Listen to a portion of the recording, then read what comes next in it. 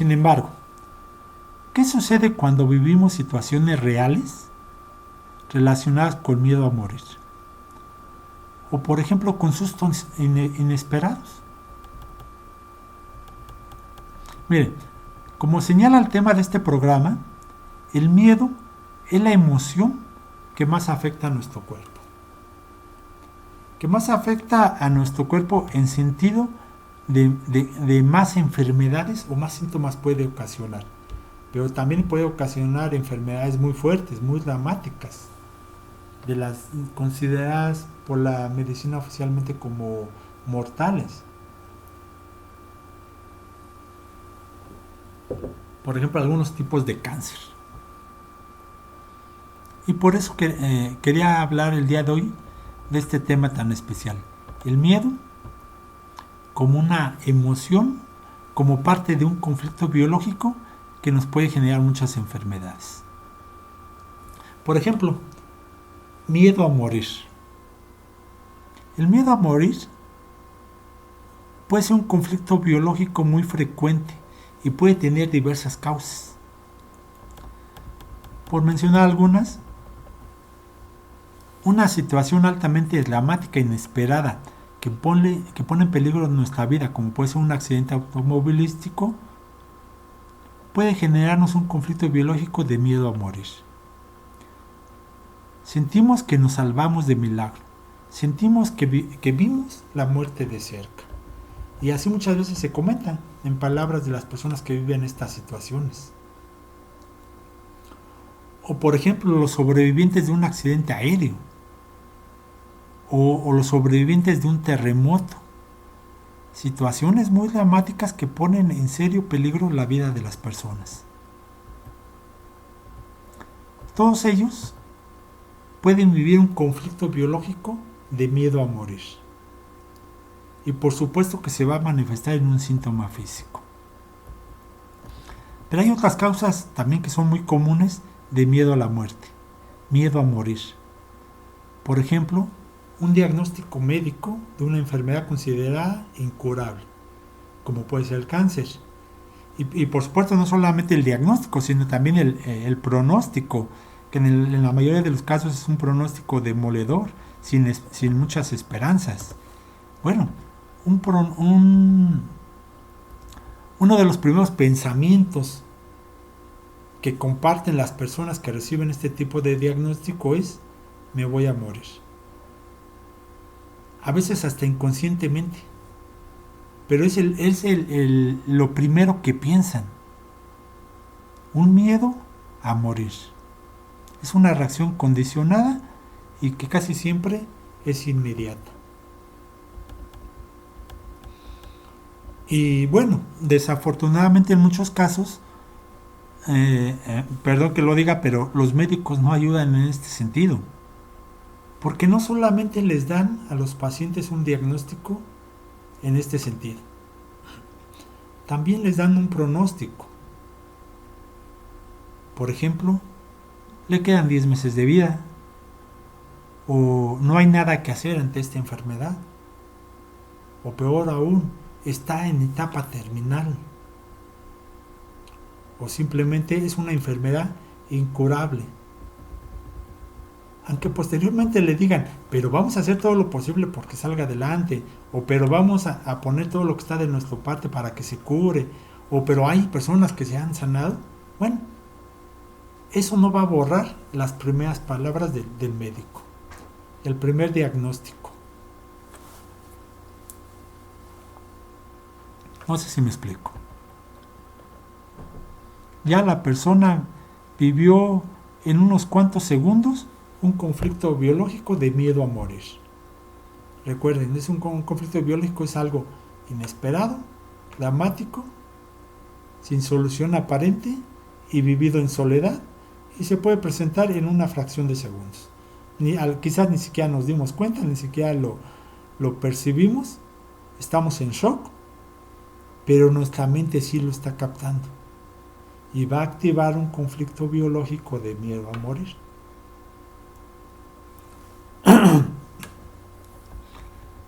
Denme un minuto, tomo un vasito con agua.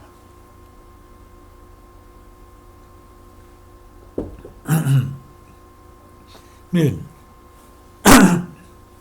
perdón, con sus palabras, el médico no solamente le inyecta miedo al paciente en muchos casos, afortunadamente no en todos, pero sí en muchos casos, no solamente le va a inyectar miedo al paciente cuando le da el diagnóstico, también está matando sus esperanzas. Y como se dice coloquialmente, si la esperanza muere al último, si con un diagnóstico ya han matado nuestra esperanza, ¿qué nos queda a nosotros? Pues nada. ¿Cuántas veces se nos olvida que las palabras tienen poder? Se nos olvida que las palabras bendicen o maldicen, que las palabras pueden construir, pero también pueden destruir. Las palabras siempre van a tener poder. Y en el caso del tema de la medicina, bueno, pues ni se diga. Perdón nuevamente que lo diga, pero las palabras de un médico, bueno, hasta un simple gesto, ni siquiera tiene que hablar, basta un gesto del médico ante su paciente para que puedan construir o destruir. Las palabras del médico pueden dar vida, o sea, esperanza, o pueden también quitar la vida al matar la esperanza. Siempre las palabras van a tener poder. Las palabras no, creemos que se las lleva el viento, como dice un refrán, pero no es cierto. Las palabras siempre construyen o destruyen, bendicen o maldicen. Y en este sentido, las palabras siempre van a dar vida, van a dar esperanza, pero también desafortunadamente pueden quitar, pueden matar esa esperanza. Miren, lo repito nuevamente, la enfermedad es un programa biológico que proviene de la evolución de los seres vivos. La naturaleza es sabia, no se equivoca, nunca me voy a cansar de repetirlo. Una enfermedad no es un error de la naturaleza, es la solución a un conflicto biológico. Son programas a nivel de nuestra mente inconsciente que se han establecido a lo largo de miles de años de evolución y que tienen como única finalidad la supervivencia del hombre. Bueno, me van a preguntar, entonces, ¿por qué hay enfermedades como el cáncer que terminan con tantas vidas? En mi opinión, no es el cáncer el que mata, es el miedo que vivimos ante el diagnóstico y pronóstico médico. Eso es lo que termina por cansarnos, por acabarnos. Por ejemplo, un diagnóstico de una enfermedad considerada por la medicina tradicional como mortal. Si el paciente no conoce sobre el tema de los conflictos biológicos, no conoce sobre las fases de las enfermedades, pues es muy común que al enterarse de su enfermedad viva un nuevo conflicto biológico. Si antes ya había vivido un conflicto que le generó esa enfermedad, bueno, cuando recibe el diagnóstico y muchas veces el pronóstico médico, va a vivir un nuevo conflicto biológico. Pues porque está recibiendo una noticia inesperada, algo sin solución aparente, por supuesto altamente dramático o con gran carga emocional, y lo vive en soledad. Y va a vivir ante su diagnóstico de una enfermedad mortal un conflicto de miedo a morir, como los conflictos que hemos estado comentando actualmente. Y bueno, en poco tiempo podría presentar cáncer de pulmón. Hay varios tipos de cáncer de pulmón, pero bueno, en este caso en particular estábamos hablando del tipo denominado adenocarcinoma. En general le llamamos cáncer de pulmón. Y este cáncer de pulmón pues recuerda al conflicto de no poder atrapar el aire para respirar. Miren, sin comida, los seres humanos podemos vivir varios días, quizás hasta algunas semanas. Sin agua, podemos vivir varias horas, con suerte, algunos días. Pero sin aire, sin oxígeno, solamente podríamos vivir unos segundos. Quizá algunas personas podrán vivir algunos minutos, pero solamente unos cuantos minutos. El aire es indispensable para la vida. Requerimos el aire en todo momento. Requerimos de oxígeno en todo momento, para todo, para respirar, para cualquier función. Siempre vamos a requerir el aire. Y no podemos vivir algunos minutos sin él. Bueno, pues entonces en la especie humana, una enfermedad en los pulmones aparece ante una situación en la que existe una amenaza de muerte propia o de muerte de una persona querida. Es decir, ante un conflicto biológico de miedo a morir. La falta de aire la relacionamos directamente con miedo a morir. Sí puede ser en algunos casos literal el miedo a que nos falte aire, el miedo a poder respirar. Pero indirectamente siempre se va a vincular la falta de aire, la falta de oxígeno, con miedo a morir. Y bueno, cuando hablamos del cáncer del pulmón, las células alveolares proliferan en fase activa del conflicto y van a formar nódulos pulmonares. Y bueno, el sentido de este crecimiento anormal pues es formar, entre comillas, más pulmón para poder captar más aire, para poder captar más oxígeno. Ese es el sentido biológico de una enfermedad como el cáncer de pulmón. Que yo pueda captar más oxígeno y poder librarme de ese miedo a morir. ¿Se dan cuenta cómo cada enfermedad, aún los casos como cáncer, siempre tienen un sentido biológico? Siempre tienen un para qué. Y siempre vienen en nuestro auxilio. Miren, hay otros miedos que también ocasionan enfermedades. Y dependiendo del tipo del miedo, o sea, del matiz de este miedo, pues se van a impactar diferentes órganos, como puede ser el hígado, los ojos, el páncreas, la próstata. Pero también en muchas ocasiones pueden afectar nuestro estado psíquico. Por ejemplo, cuando vivimos ataques de pánico, cuando vivimos con ansiedad permanentemente, o las llamadas fobias, cuando tenemos alguna fobia en particular. Todo esto siempre se va a relacionar con conflictos que van a involucrar el miedo como parte principal. Y vamos a ver algunos ejemplos. Los problemas de la próstata. Bueno, siempre se van a deber a un conflicto de miedo, en este caso por la descendencia. Miedo de no poder procrear más. Y pueden haber muchas situaciones que desencadenen este miedo. Obviamente los hombres.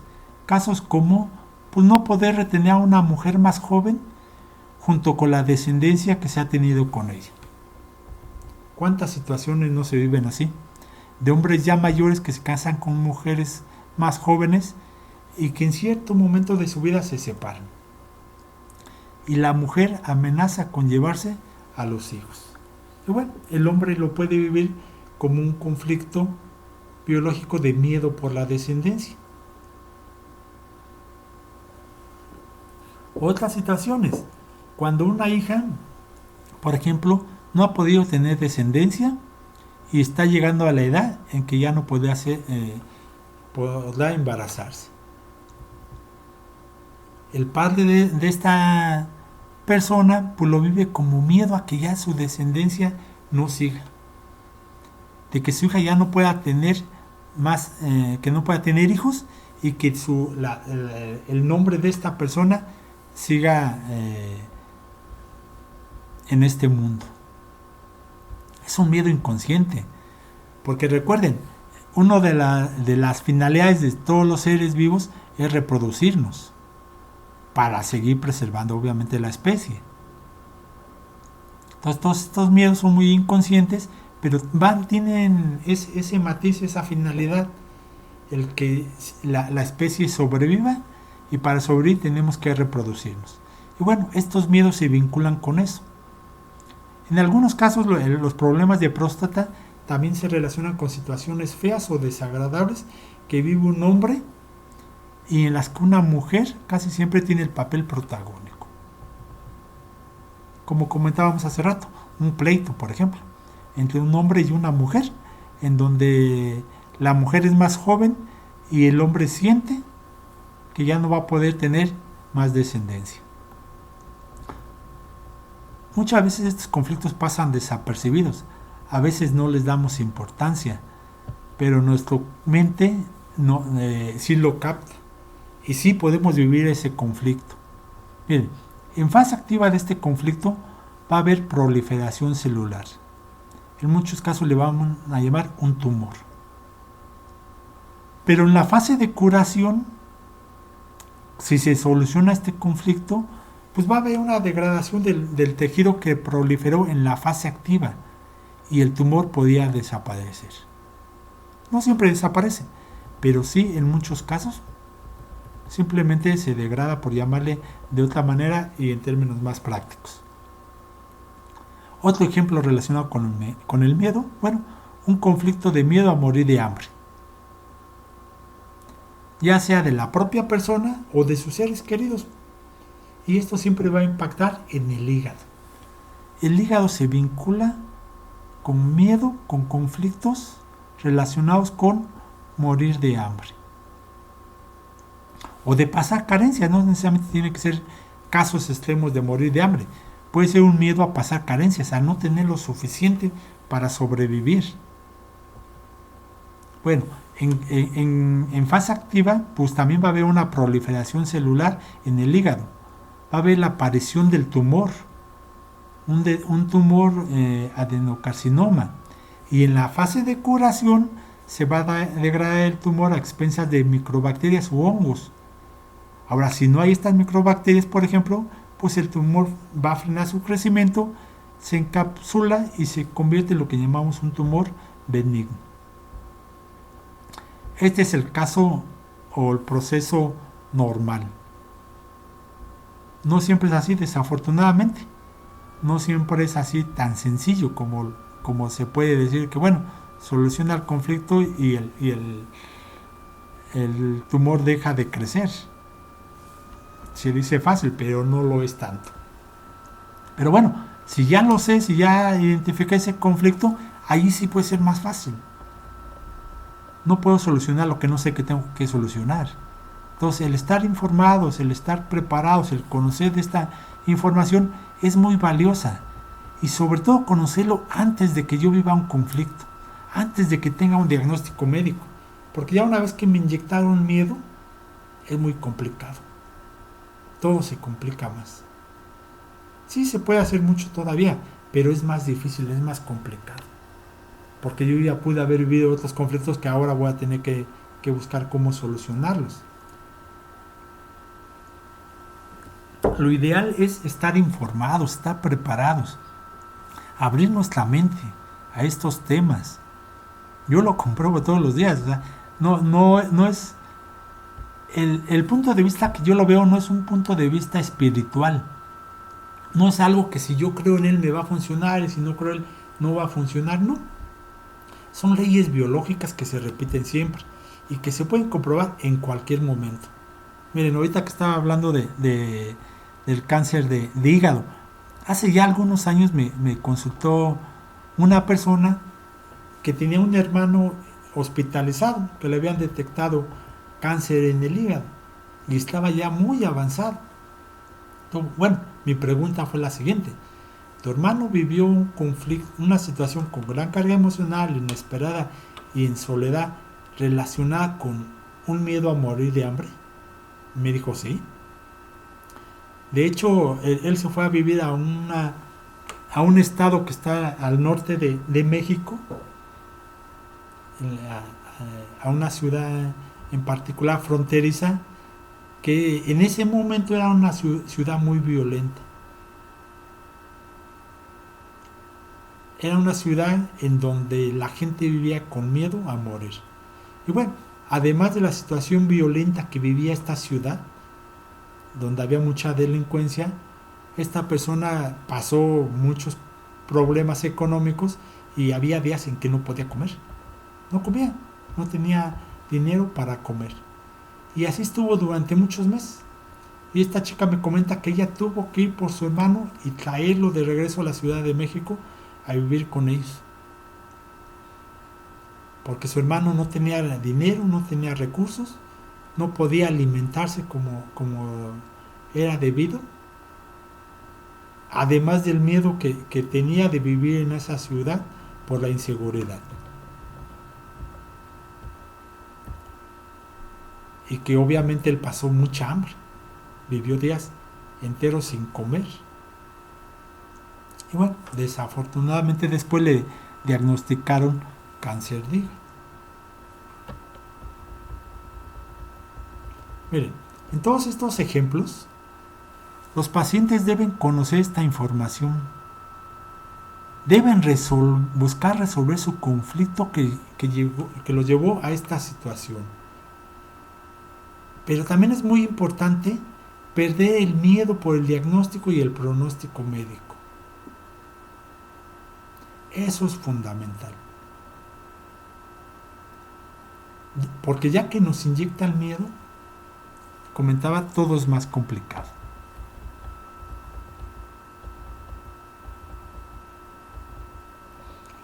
Por ejemplo, siguiendo con estos temas relacionados con el miedo. ¿Saben que nuestra visión se ve afectada por conflictos biológicos de miedo? La miopía. Un conflicto del que le llamamos miedo en la nuca. Un peligro que nos persigue y del cual no podemos escapar. Como en el ejemplo del ratón que es perseguido por un gato. El ratón vive un conflicto de miedo en la nuca. Mientras el gato esté detrás de él, el ratón quisiera poder tener ojos en la cabeza, en la parte de la nuca. Obviamente para poder ver en todo momento qué tan cerca está el gato. Y está alerta a ver si el gato ya lo va a alcanzar o no. Esto es lo que llamamos miedo en la nuca. Un peligro, alguien que nos persigue. Y cuando un ser humano vive constantes recaídas en este tipo de conflictos de miedo en la nuca, bueno, se va a alterar de algún modo la estructura del ojo, dando como resultado la miopía. En la miopía el peligro está cerca.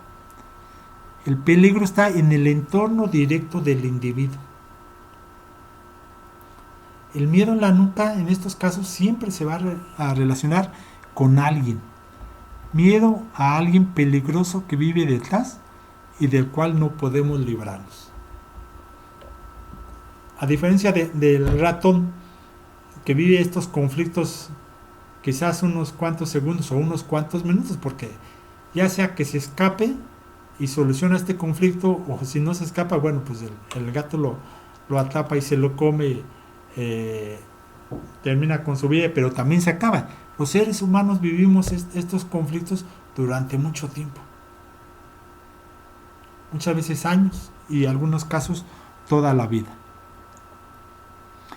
El miedo por detrás en relación a un depredador que está escondido y que es peligroso. Por ejemplo, la miopía en la infancia pues puede ser hasta producida por gritos ante posibles peligros o cosas peligrosas. Gritos como, cuidado con aquello, atención, cuidado con aquel peligro.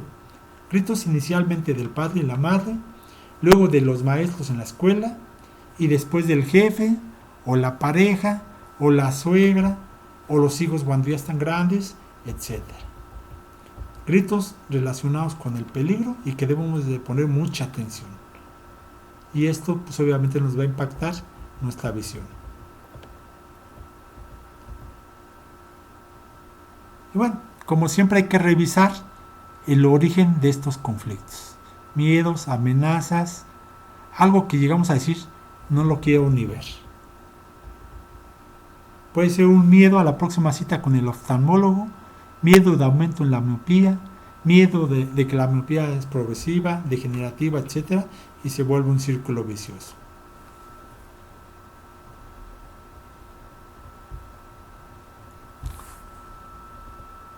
Amigos, como siempre, tiempo pasa rapidísimo. Les agradezco muchísimo su atención. Les agradezco mucho que nos sigan en su programa Sanación Emocional por Buena Vibra Radio. Les agradezco sus mensajes. La siguiente semana vamos a seguir con estos temas. Vamos a seguir con las enfermedades en fase de solución de los conflictos. Le llamamos en fase de restauración. Es decir, cuando ya solucionamos el conflicto, ¿qué síntomas se nos pueden presentar? ¿O qué enfermedades podemos estar viviendo? Y que yo sin saberlo, mi cuerpo ya se está curando. Pero como yo no lo sé, muchas veces reactivo otra vez el conflicto. O hay un raíl, que es el que reactiva la fase de curación y se vuelve esta enfermedad crónica. Lo vamos a platicar la siguiente semana. Hay muchas enfermedades que caen dentro de los conflictos en fase de restauración. Y cuando comprendemos que ya estamos en esta fase, es más sencillo librarnos de este proceso. Como siempre, muchas gracias. Su servidor Alfredo Pérez en su programa Sanación Emocional por Buena Vibra Radio. Mándenme sus mensajes a nuestra página de Facebook, a mi página de crecimiento personal y organizacional.